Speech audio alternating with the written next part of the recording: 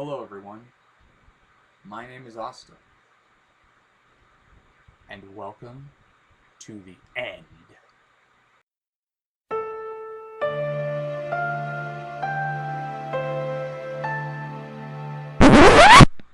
This show's silly.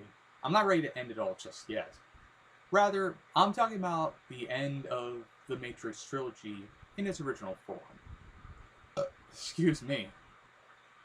Pretty much 2003 was Matrix Fever, the year of the Matrix.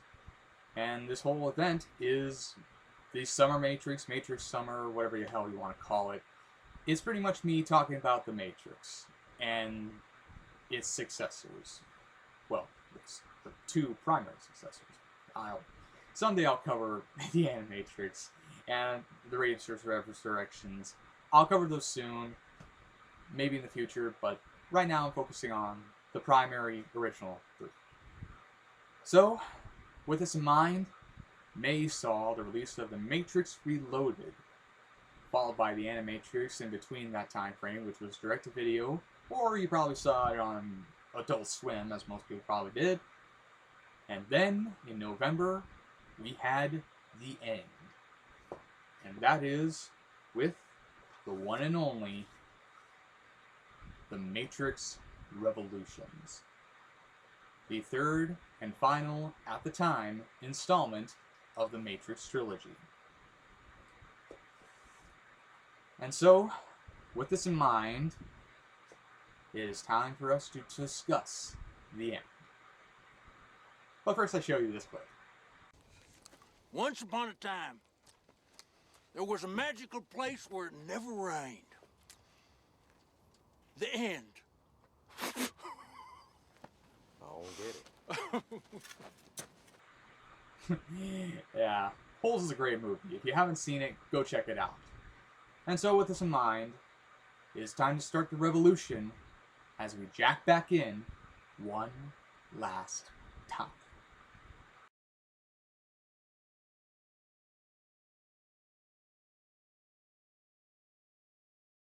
Set directly after the cliffhanger from Reloaded, spoiler alert by the way, the plot of The Matrix Revolutions is pretty much this. After being saved by the Mjolnir, Neo lies unconscious with Bane in the ship's medical bay, where Neo's consciousness is stuck in a place called Mobile Avenue, which is the transition area between the Matrix and the machine world. Seraph soon gives Morpheus and Trinity the 411 on Neo's confinement, where the three confront the Merovingian and force him to let Neo go. Troubled by visions of the Machine City, Neo soon learns from the Oracle that Smith is determined to destroy both the Matrix and the real world, informing him that every beginning has an end. And as you can tell, this means one thing. War! We're going to war! We're all gonna die! The end is near! The end is near! The end is near! The end is near! 4-hour discount sale, so hurry up!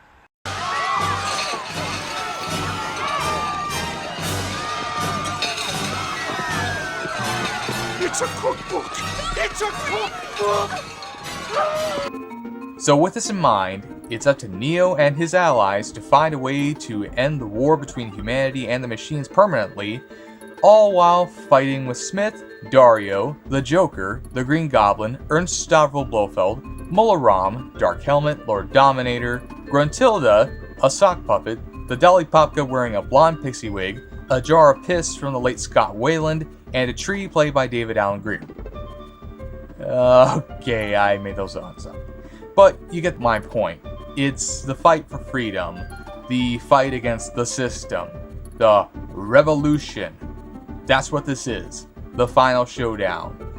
Complete with action, effects, and action, because that's what it's got. Yeah, I really have nothing else to say here. Nothing much besides Neo and friends must finally end the war before time runs out, yada yada yada. I think you get the point. So let's briefly go over the production and really just wrap up this whole event.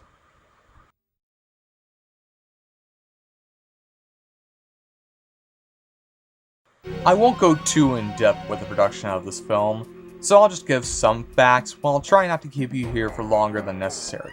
Plus, I don't want to have to spend hours of my time banging my head against the wall while the editing team questions what's going on.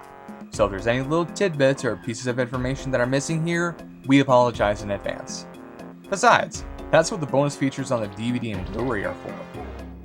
Anyway, the film's budget was estimated to be somewhere between $110 to $150 million, with all filming, as previously mentioned in the last review, being done concurrently with Reloaded and the live-action scenes for Enter the Matrix, all of which was primarily filmed at Fox Studios Australia.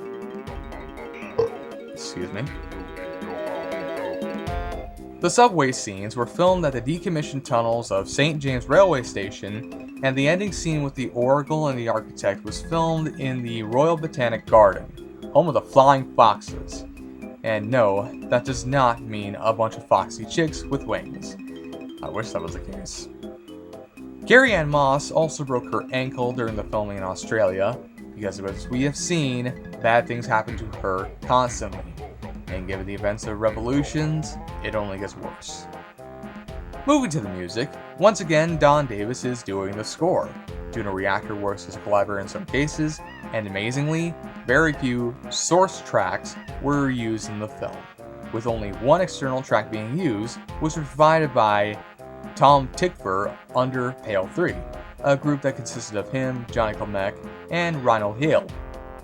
Tykwer would actually go on to work on The Matrix Resurrections and was the director of Run Lola Run. Although Davis tried to avoid strong melodies, certain leitmotifs did pop up from previous installments, such as with Neo and Trinity's love theme, which would briefly show up in the previous two films, and is fully expanded into Trinity Definitely. The Zion Docks theme from Reloaded makes a comeback as Men in Metal, and the energetic drumming featured in the Reloaded tea house fight between Neo and Seraph returns as Tetsujin, a track that plays while Seraph, Trinity, and Morpheus kick the asses of the three doormen at Club Hell. The climactic battle music, which is called Neo Damarum, a reference to Wagner's Götterdämmerung, features a choir performing extracts, which were schlakas, which is described as a verse or stanza, a proverb saying, but is primarily described as a 32-syllable verse, from the Pavamana mantra first found in the Upanishads. The chorus, as translated from Sanskrit, is something like this: lead us from untruth to truth, lead us from darkness to light, lead us from death to immortality, peace, peace, peace, as opposed to what it would have translated to in Japanese. Kick him in the north! Kick him in the north! Kick him in the north! Do it! Do it! Wolfman's got nards! The extracts were brought to Davis by the Wachowskis when he told them that having a large choir sing a bunch of oohs and ahs would be rather wasteful. And according to the DVD commentary, Davis felt that the dramatic impact of the piece would be non-existent should the choir have sung "This is the one, see what he can do" in English. Hey, at least it wasn't a song that would annoy this guy for a time. This is the one thing, and it was so grating! Said extracts would soon appear during the film's denouement and in Navras, which is the piece of music that you hear during the end credits, of which you could say maybe it was a loose remix of Neo Damaru. And now we move to the final verdict, because this is where it gets interesting.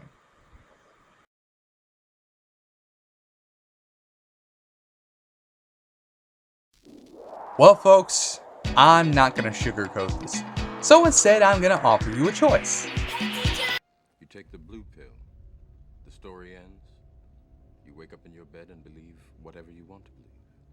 You take the red pill, you stay in Wonderland, and I show you how deep the rabbit hole goes. If you've chosen blue pill, turn the video off and go watch The Last Boy Scout, because you've already chosen to pretend you never clicked on this video. Why did Mr.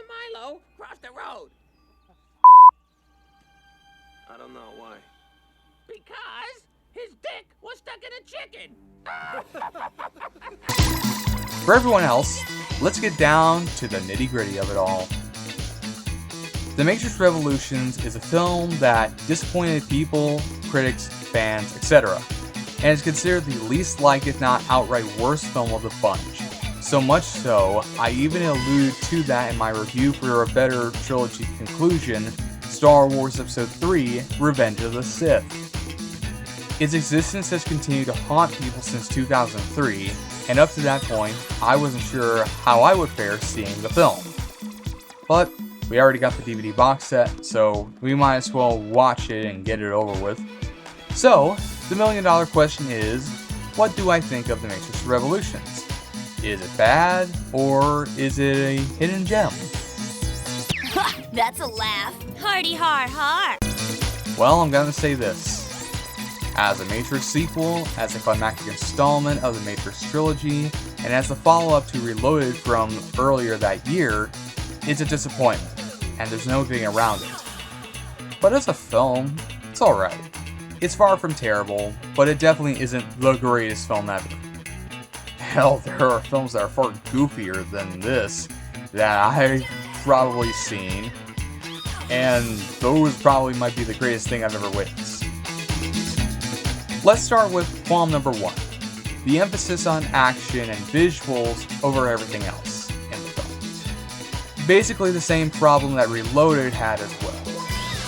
Many characters and story elements are put to the wayside, only to appear when it's convenient and then never show up again, wanting more to get to the action as quick as possible while everything else is an afterthought, leading to plot holes and moments that can feel pointless. And once again, shows that the Wachowskis were running on fumes rather than anything substantial, like gasoline or something. It goes to one sequence to the next and focuses way too much on spectacle, much like with Reloaded, because everyone was too busy trying to be an innovation in special effects, like it was trying to compete with The Lord of the Rings or Star Wars, but forgot to focus on writing a solid screenplay or directing a great movie, rather than one that's just fine and nothing more. Qualm number 2 is one that really bothers me in a sense.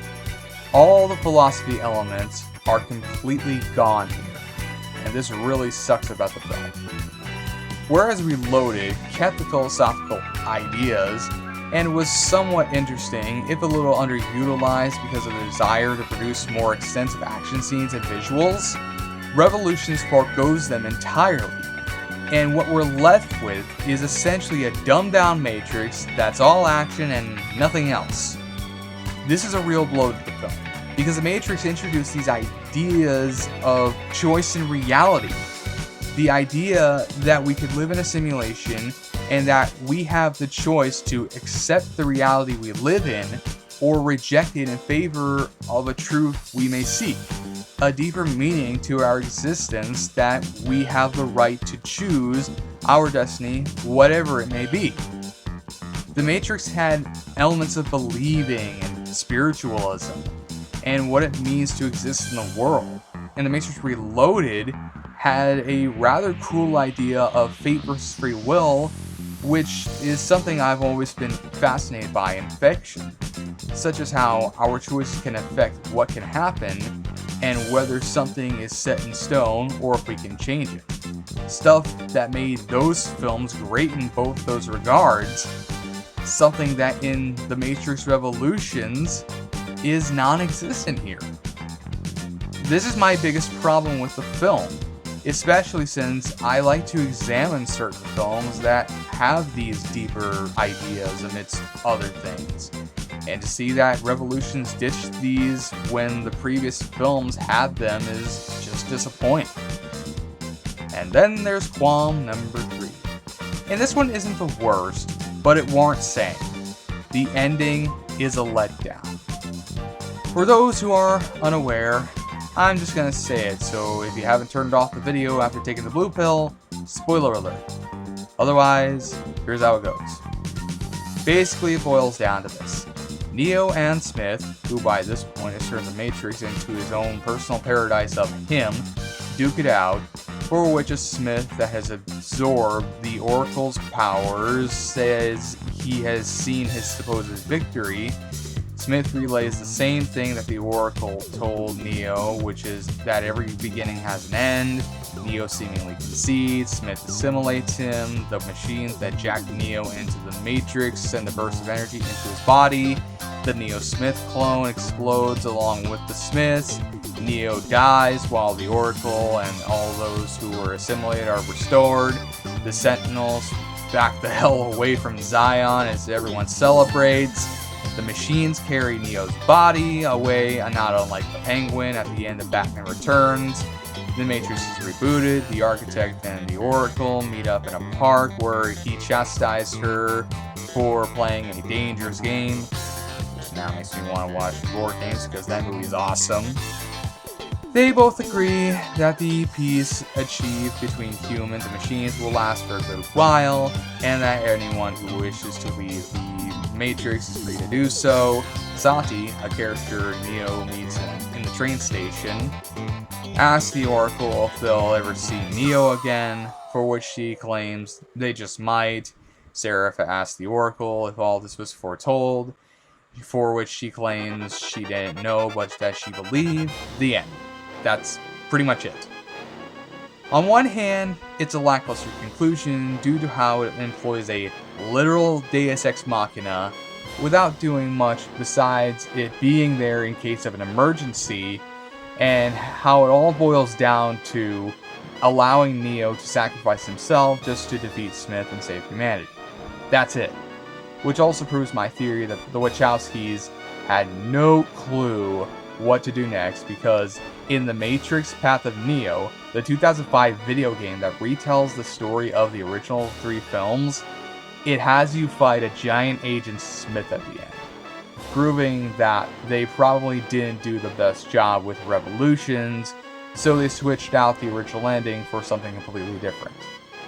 In fact, by comparison, Revolutions flounders when put along with, in my opinion, the best example of a trilogy resolution, Star Wars Episode 6 Return of the Jedi, which is far better at wrapping things up and giving audiences the satisfying ending they deserve.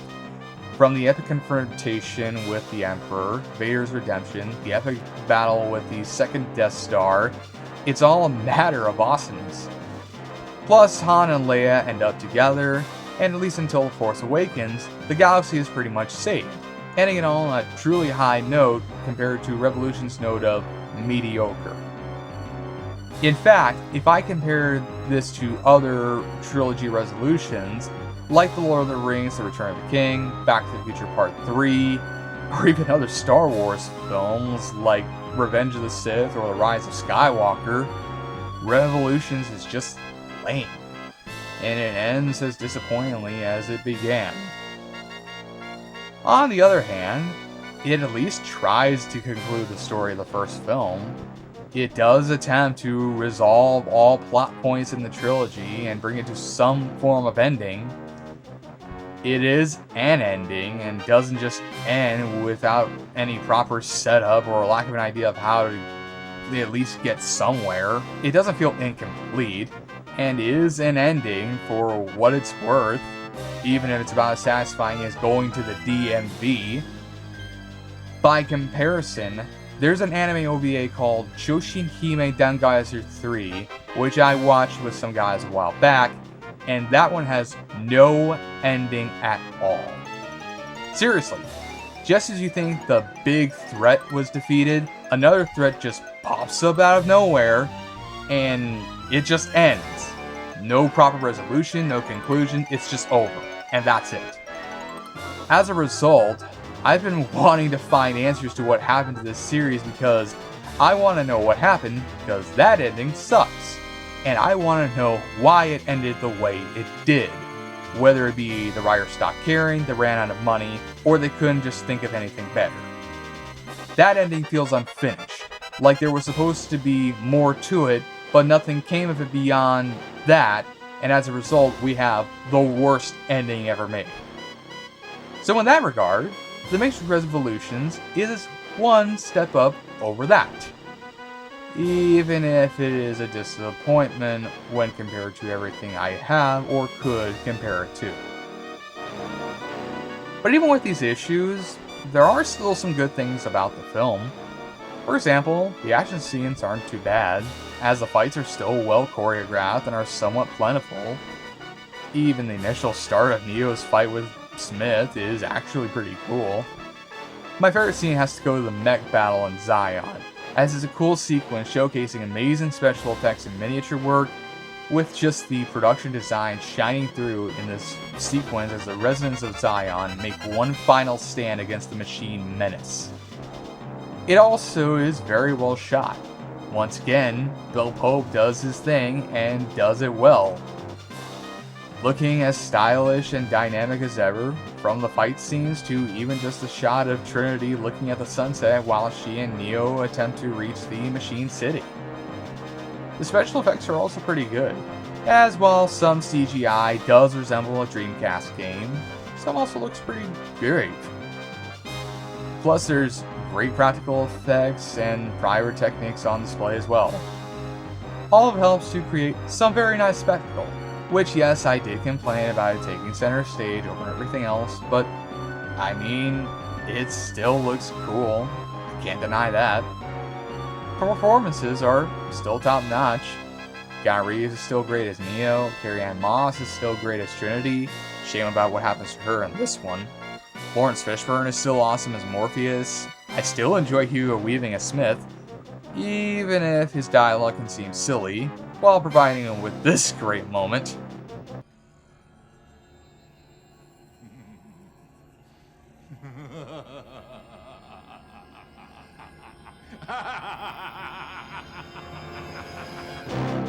For what it's worth, Mary Alice is decent as the Oracle, even though she's no replacement for Gloria Foster, and Justice Reloaded was Gloria Foster's last film role. This is also Mary Alice's last film role prior to her passing in July 2022.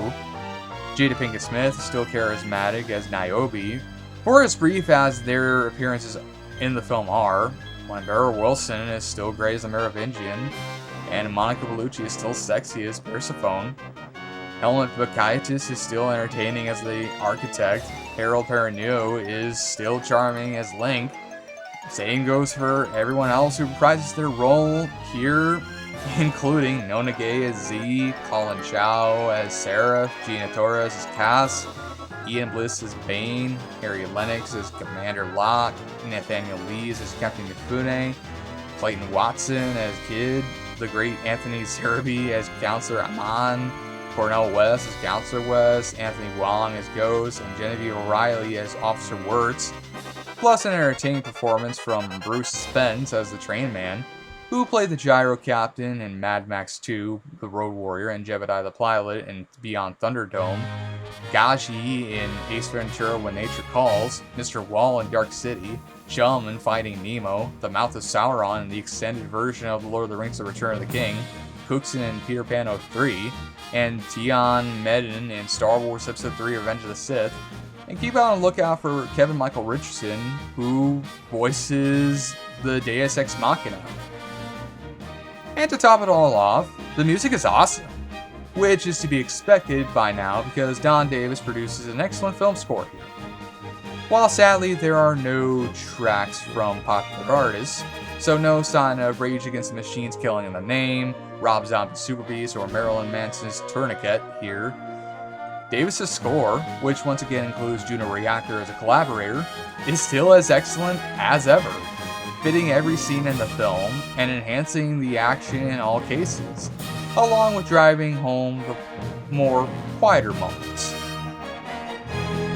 Neo Damarung is an awesome track that amplifies Neo's final battle with Smith, and with its mixture of electronic and orchestral sounds, it's fantastic by really all means of the word. But Navras is the best track in the film, as even though it plays during the end credits, it has the feeling of a final boss theme that gets you pumped up for anything, in addition to sounding cool at a rave. It really is amazing, and when you really think about it, the score just screams, you're ready for the final battle, so do your thing.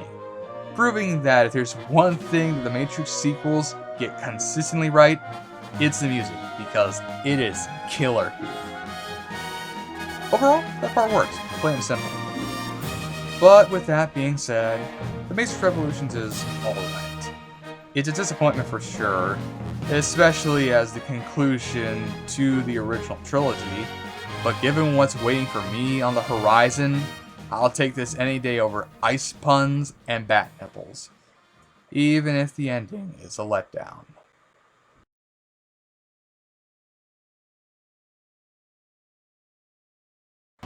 As has become quite clear, The Matrix Revolutions had its release on November 5th, 2003, 6 months after Reloaded, where upon its release, it grossed $427 million on a budget of $110 to $150 million, which certainly was good, even making it the 8th highest grossing film of the year.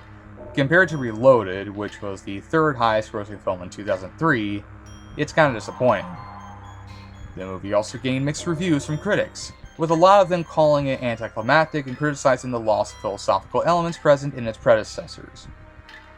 I think the most accurate review of the film came from Roger Ebert, as it sort of parallels my thoughts on the film, which was that, despite his criticisms, he at least acknowledged that it tried to wrap up the story enough to where fans would be good with seeing it rather than not, even giving the film 3 out of 4 stars.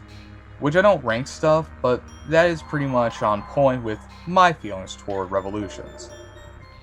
But while Revolutions was the end of the original Matrix story, there were some things that would still come out related to the franchise, including the 2005 video game The Matrix Path of Neo, which showcases events throughout the franchise and offered the Giant Smith fight, and eventually in 2021, we would soon get The Matrix Resurrections, a follow-up to Revolutions, which became real after years of not having one become real, with another sequel from Drew Goddard said to be in development.